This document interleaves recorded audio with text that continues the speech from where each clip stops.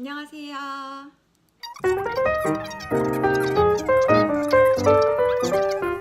오늘 영상은 제가 캐나다에서 석사를 하는데 드는 비용에 관한 모든 정보를 드리고자 이 영상을 찍게 되었습니다. 제가 앞쪽에서 제가 어떤 프로젝트를 하는지, 그리고 어떤 TA를 했었고 이런저런 얘기를 했었는데, 학비에 관해서 질문하시는 분들이 많으셔서 그 학비가 어떻게 되는지, 그리고 장학금을 어떻게 받고 있는지, 그리고 또 생활하는데 얼마 정도가 드는지에 관한 좀 더 디테일한 영상을 찍고자 해서 찍기로 하였습니다. 그래서 일단은 먼저 학비부터 말씀드리면 제가 석사 과정이기 때문에 총 2년으로 구성이 됩니다. 그래서 첫 번째 해에는 총 학비가 16,000불 정도고요. 그리고 두 번째 년도에는 11,000불이에요. 그러니까 첫 번째 년이랑 두 번째 년이랑 금액이 다릅니다. 왜냐하면 첫 번째 연도에 이제 제가 인터내셔널 스튜던트이기 때문에 입학할 때 그 인터내셔널 스튜던트에 대한 피를 또 내요. 참 그 학생들이 많이 불공평하다고 느끼는 부분인데 왜 우리가 돈을 더 내야 되냐. 하지만 그것 때문에 첫 번째 연도가 16,000불로 조금 더 비쌉니다. 그래서 16,000불을 1년에 들어갈 때 한 번 다 내는 게 아니고 학기별로 나눠서 낼 수도 있습니다. 그래서 5,500불씩 3등분 되는데 5,500불씩 이렇게 학기마다 내도 가능하고요. 그리고 또 제가 여름 학기에 시작을 했거든요. 근데 가을 학기는 학비가 좀 더 비싸요. 그러니까 똑같이 나눠봤을 때도 가을 학기가 한 700불 정도 더 비쌉니다. 왜냐하면 의료 보험이 들기 때문에 가을 학기는 조금 더 비쌉니다. 그래서 그렇게 학비가 구성이 됐고요. 그 장학금에 대해서 말씀을 드리도록 하겠습니다. 우선 저는 여기서 풀 장학금으로 오게 되었고요. 풀 장학금이라는 거는 학비를 다 면제하고도 생활비를 조금 받는 형식이었어요.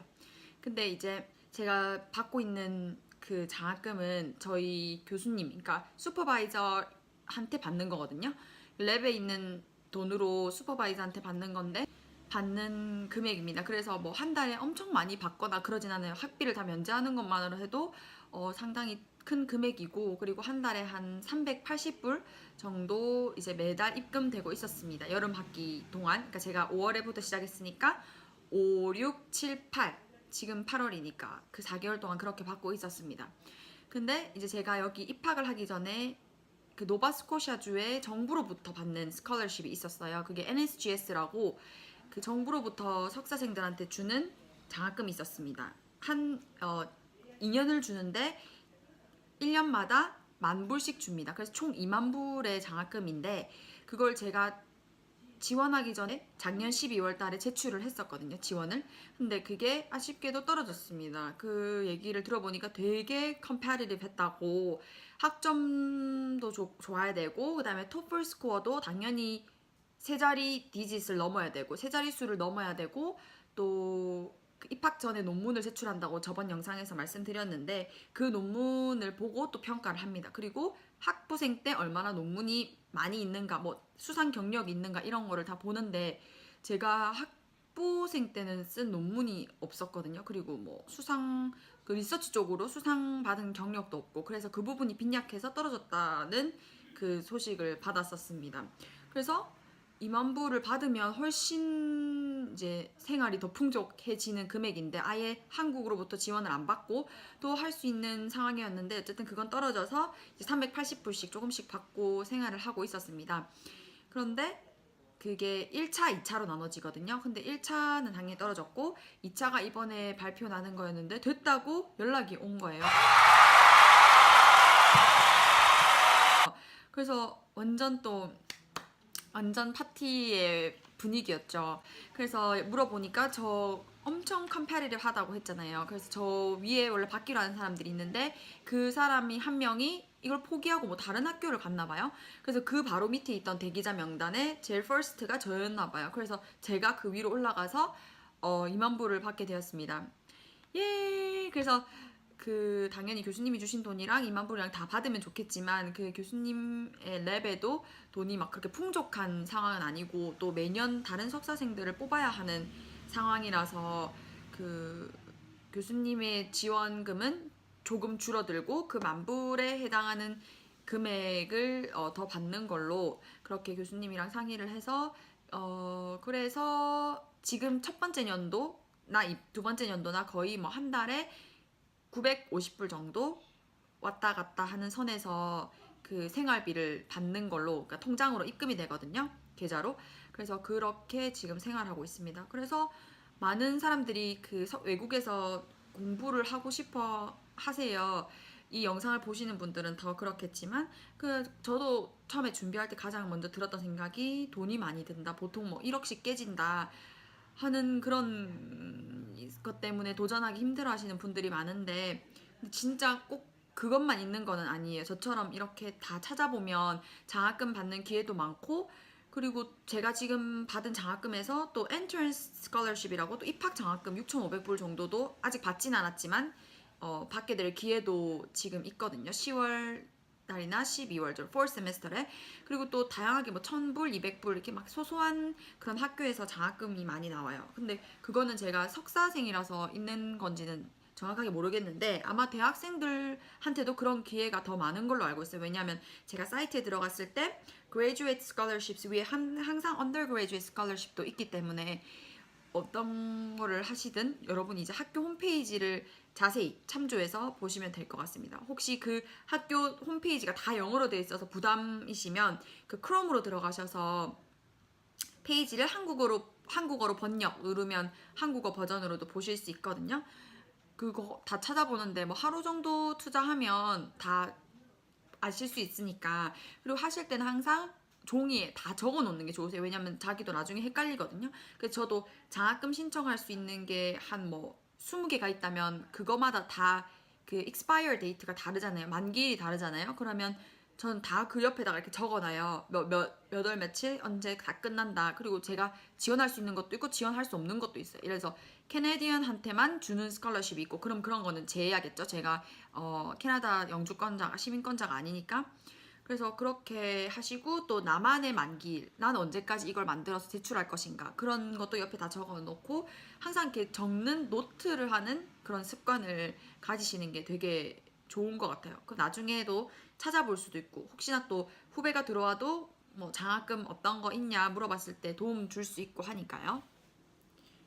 그리고 한 가지 더 병원비에 관한 이야기를 드리고자 합니다. 아까 제가 앞에 말씀드렸다시피 이번 4th semester에 항상 돈이 더 비싸요. 한 700불 정도. 그건 이제 자기 건강보험 때문에 드는 비용이거든요. 학교마다 다를 수 있는데 저도 여기 캐나다 오기 전에 한국에서 뭐 해외 건강보험을 따로 저의 건강보험 드는 데서 신청을 하고 가야 되는지에 대한 궁금증이 많았는데 들 필요가 없다고 하시더라고요. 여기 교수님이. 그래서 와보니까 학비를 더 내고 여기 학교에서 학생을 위한 그 건강보험이 따로 있습니다. 그래서 그걸 들어야 돼요. 무조건. 그래서 그거를 들었고 혜택은 좋은 것 같아요. 여기 워낙 병원비가 비싸니까 그런 거에 대한 다 커버가 되고 그리고 저 같은 경우는 한국에서 먹고 있는 약이 있는데 그 약을 최대한 타왔어요. 6개월을. 6개월 이상은 더 탈 수가 없어서 최대한 타서 왔는데 여기서 이제 약이 점점 떨어지니까 그거를 이제 갔죠. 어떻게 하는지 모르니까 갔더니 의사가 원래 항상 상주하고 있어요. 학교에. 근데 그거는 가을 학기부터 학생이 가을 학기부터 많아지니까 가을 학기부터 그 의사가 상주하고 있어서 그 의사의 개인 병원으로 가게 되었습니다. 지금은 가을 학기가 아니니까. 그래서 거기 가서 공짜로 그 검진을 받고 prescription을 받고 처방전을 받고 파마시에 가서 그 약을 샀습니다. 사고 그 영수증을 학교에다가 제출하면 reimburse를 해줍니다. 그 돈을 변상해 줍니다. 저한테 먼저 제가 결제를 하고 나면. 그래서 되게 좋은 것 같아요. 그 목록이 쫙 있는데 뭐 이렇게 간단한 뭐 약을 타는 그런 것도 커버가 되고 또 뭐 안과라든지 치과 그리고 뭐 다리가 절단됐을 때 이머전시 그 응급실에 들어가는 순간 돈이 뭐 몇천 불씩 깨진다고 하더라고요. 몇백 불씩 그냥 검사를 받는 것만 해도. 그래서 그런 거 다 커버되고 그리고 뭐 또 뭐 감기라든지 그런 거, fever, stomach ache, 배 아프고 복통 이런 것도 다 그 진료를 볼 수 있고 약도 다 커버가 되는 걸로 알고 있습니다. 제가 한번 해보니까 되게 좋은 것 같아요. 커버가 다 되고 굳이 한국에서 그 6개월치를 다 타올 필요가 없었던 것 같더라고요. 한국에 있을 때는 하도 캐나다 가면 뭐가 다 없는 줄 알았어요. 약국도 없고 제가 여행을 많이 다닌 편인데 하도 주변에서 막 그런 사람들이 많아서 특히 아주머니들 뭐 캐나다 가면 뭐 없다 다 가져가라 해서 진짜 많이 가져왔었거든요. 근데 제가 이 다음 영상에서 그걸 올릴 거예요. 캐나다 유학 준비에 꼭 가져와야 할 것들. 근데 솔직히 없어요. 그 전기장판 빼고 없어요. 네, 그리고 여기서 생활하는 비용에 대해서 말씀드리자면 그거는 진짜 사람마다 depending on person 사람마다 다른 것 같아요. 뭐 풍족하게 쓰시는 분은 풍족하게 쓰셔야 되고 또 엄청 잘 아끼시는 분은 또 잘 아껴서 쓰실 수 있는 부분인데 일단 대략적으로 저의 생활비랑 그다음에 최대한 아낄 수 있는 생활비에 대해서 말씀을 드리고자 합니다. 저희 다른 석사생들 최대한 아끼고 있는 다른 인터내셔널 스튜던트를 보면 저희 학교 바로 앞에 근데 진짜 저렴한 것 같아요. 제가 있는 동네가 노바스코시아의 트루라서 되게 도시는 아니거든요. 근데 토론토 같은 데는 원룸을 쉐어한다고 해도 뭐 650불 정도가 나간다고 하더라고요. 그래서 그러신 분들은 저희 영상이 해당되지 않을 수도 있습니다. 하지만 저의 기준으로 저희 학교 바로 앞에 이제 쉐어하는 룸이 있어요. 집이 단독 자기 방에 안에 화장실도 있는 그런 정도의 방인데 300 몇십 불이에요.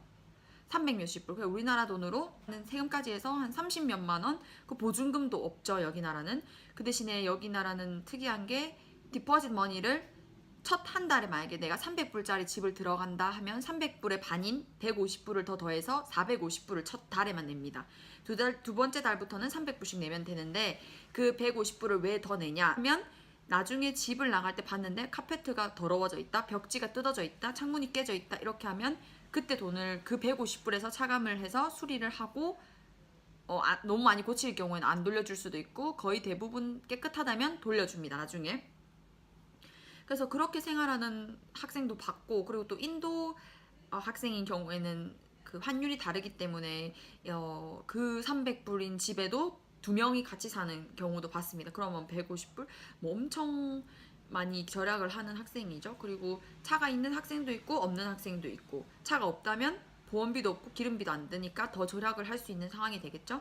저 같은 경우는 차도 있고 그 다음에 지금 첫 6개월 적응한다고 엄마랑 같이 캐나다에 와 있어요.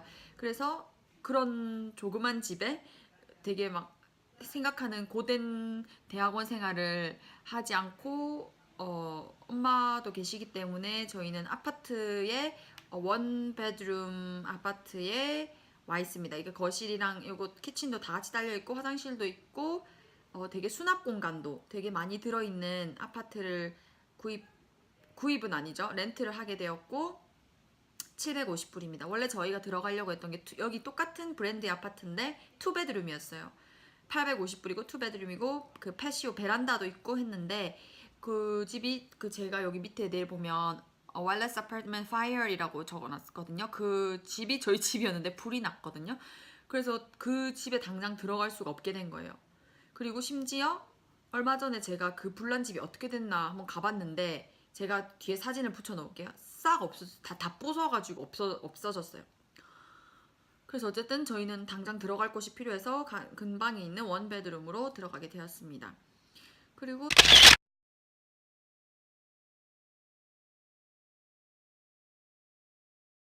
차 기름에 관해서도 이것도 완전 얼마나 다니느냐에 따라서 다른 것 같은데 저희는 기본적으로 한 달에 1시간 걸리는 도시가 있어요. 거기를 2번 정도 가거든요. 왔다 갔다 한 4시간. 그게 가장 저희가 최장거리로 가는 주로 유저하게 최장거리로 가는 거고요. 4시간. 그리고 거의 평소에는 뭐 타고 다닐 일이 없어요. 학교도 저희 집에서 한 2, 3분 거리기 때문에 차를 웬만해선 이용 안 하고 또 여행 갈 때 뭐 저번에 제가 올린 영상 PEI 가거나 이렇게 할 때는 기름을 많이 넣죠. 그래서 한 달에 3, 4번 정도 넣는 것 같고요. 한 번 넣을 때 한 50불? 4만원, 5만원 정도 나오는 것 같아요.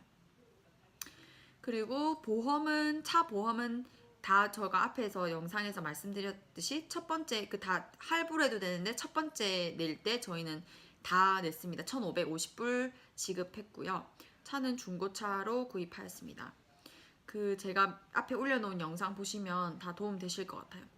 드리고 싶은 팁은 이제 자기가 만약에 합격이 되고 나서 바로 오는 경우는 없잖아요. 합격이 되고 나서 좀 뭐 두세 달이라든지 많게는 6개월 정도의 텀이 있어요. 그때 얼마나 많이 준비를 하고 오느냐에 따라서 왔을 때 힘이 들 수도 있고 아니면 조금 더 다른 학생들보다는 한층 더 위에서 시작을 할 수 있다고 저는 생각을 하거든요.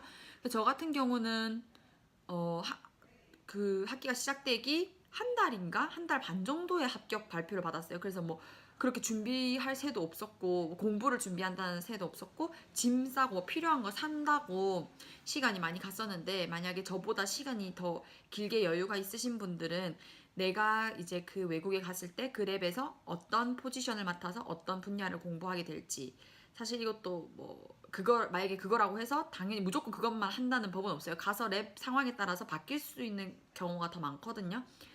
그렇지만 그래도 그 랩에 비슷한 어떤 전반적인 그런 분야의 공부가 있을 거 아니에요. 만약에 뭐 컴퓨터 관련된 거면 컴퓨터 프로그래밍을 알아야 되고 뭐 C#, C++, 뭐 파이썬 이런 것들 그런 거를 우리 한국은 진짜 잘 되어 있잖아요. 그 아카데미가. 그래서 뭐 학원을 좀 다닌다거나 아니면 뭐 책을 한국어 버전으로 된 걸 사서 읽는다거나 하면 도움이 되게 될 것 같아요. 저도 한국어로 된 책을 미리 좀 구입을 해왔었는데 여기 와서는 영어로 된 책밖에 받을 수가 없으니까 조금 더 이해가 한국어로 읽는 것보다는 더 오래 걸리는 것 같아요. 그 영어 원서를 읽는 게 만약에 오셨을 때 꿀팁을 드리자면 수강을 신청할 때 그 실라버스가 있잖아요. 그 교수님이 이제 이런 식으로 수업을 할 거다. 그리고 교수님의 이메일 같은 게 항상 적혀 있어요. 어떤 궁금한 게 있으면 물어보러 와라. 근데 외국 교수님들은 그런 걸 정말 반기세요. 그래서 항상 교수님께 이메일을 보내고 어떤 거를 공부할지 거기 실라버스에 나와 있지만 그래도 한 번 더 얘기를 나누러 교수님 방에 찾아가서 궁금하다 아니면 내가 그 수업을 시작하기 전에 어떤 것들을 조금 더 들어놓으면 좋은지 그런 거를 여쭤보시는 게 좋을 것 같아요. 저는 항상 그렇게 하거든요. 그래서 뭐 교수님이 또 친절하게 적어주세요. 뭐 도함수, 미분법, 대수학 이런 거를 들어야 된다. 저도 며칠 전에 갔다 왔는데 그런 수학에 관련된 수업이었는데 그런 거를 들어야 된다고 이렇게 단원명 같은 걸 적어주셨어요. 그럼 그거를 이제 유튜버 너무 자료가 많잖아요. 유튜버는 진짜 모든 걸 배울 수 있는 공간이잖아요. 거기 치면 다 나와요. 한국어로 저는 안 치고 영어로 해서 영어 수업으로 듣는데 진짜 정보가 많아요. 그래서 꼭 깊게 공부를 안 해도 단어라도 귀에 익고 가거나 아니면 엄청 베이직한 개념이라도 알고 가면 수업 시간에 훨씬 편하잖아요, 그게. 그래서 그렇게 하시기를 팁을 드립니다. 그리고 뭐 다른 영상들이나 다른 학생들 친구들 보면 녹음하는 친구들도 많거든요. 근데 저는 딱히 녹음은 하지 않는 것 같아요. 왜냐하면 녹음해도 그 나중에 들을 일이 거의 확률이 적더라고요. 왜냐하면 그 녹음한 수업이 만약에 2시간이면 2시간 동안 녹음을 했는데 그 녹음 2시간 동안을 또 들을 일이 별로 없더라고요. 과제하기도 바쁘고 근데 또 용량도 없기 때문에 그 2시간씩을 어떻게 매일 저장을 해요. 그래서 녹음은 따로 안 하고 그 대신에 필기 같은 거는 엄청 꼼꼼하게 교수님이 하시는 말씀 다 적으려고 하는 편인 것 같아요. 그래서 저는 지금 학기가 fall semester가 9월 4일 날 이제 열리고 듣는 수업은 하나는 수학 모델링에서 모델링이고 수학 막 방정식으로 이제 실생활에 문제를 해결하는 그런 수업 하나랑 그 다음에 스태티스틱 저번에 진짜 고생했는데 그거는 대학생 스태티스틱이었거든요. 대학생용 통계 수업이었어요. 왜냐면 근데 그걸 들어야지 대학원생 통계 수업을 들을 수 있었기 때문에 그걸 들었었고 이번 학기에 정말 대학원생 통계 수업을 듣게 됩니다. 그래서 그때 이 교수님이랑도 얘기를 하고 왔는데 뭐 리포터도 많고 과제가 많은 것 같더라고요. 그래서 그거는 이제 제가 가을 학기가 시작되면서 또 어떻게 공부를 해가는지 그리고 대학원생 수업은 지금 처음 듣는 거니까 이렇게 다른지 그런 것도 한번 기회가 되면 영상을 찍어서 올리도록 하겠습니다. 안녕. 도움이 되셨길 바랍니다.